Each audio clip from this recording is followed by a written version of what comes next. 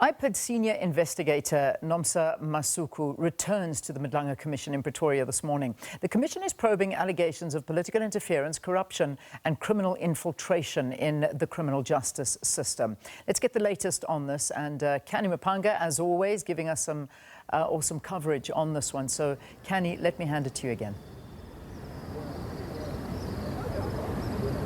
Indeed. Good morning to Leanne and to the viewers once again. We are at the Bridget Mabandla Justice College, where we're getting into an insight on the IPID cases that directly impact the city of Ekurhuleni, that is namely the Ekurhuleni Metro Police Department. Now, the two cases that obviously the nation is interested in, although there are multiple cases involving those law enforcement officials in the Metro Police and of course those private security firms that IPID is looking at, but the main cases that they have an interest in is the Emmanuel Mbense case and of course the Blue Light saga.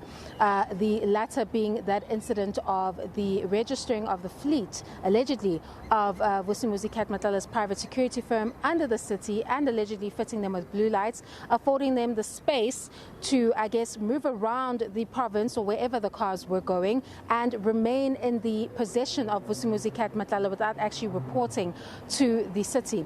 Now, what we're understanding from the evidence of the IPID officials is that when they conduct their investigations, they also give recommendations to the municipality as well as referrals for criminal matters. Now, the status of the criminal matters is what is of interest as well to the commission, because these cases are one of those cases where it is stated that this individual was shielded from accountability in the municipality, and now the commission is trying to find out what are IPID's powers with respect to that kind of resistance.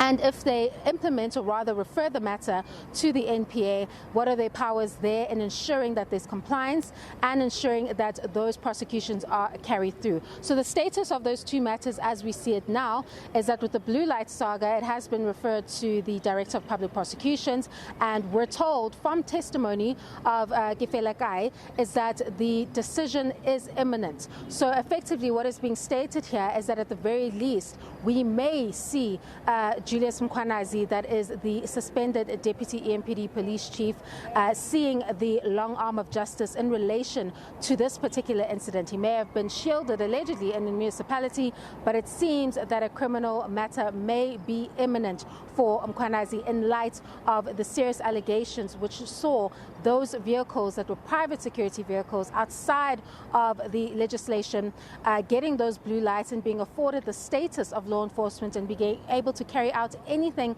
that they wanted to carry out with those vehicles during the period in which they enjoyed that kind of status as blue light vehicles. Of course, there's also the Mbense murder case, which is going to be quite critical for the commission to look at and examine, because out of the 12 persons of interest, we're now only left with 8 individuals to be held accountable for this particular incident. Masuku will be quite critical to this testimony because she is the investigator involved from the genesis of this particular case, and will explain why it took so long for the matter to reach the stage that it is now and what is going to happen next in terms of IPID referrals. We'll talk a bit more about that case in the next hour. Over to the studio. All right, thanks very much, Canny.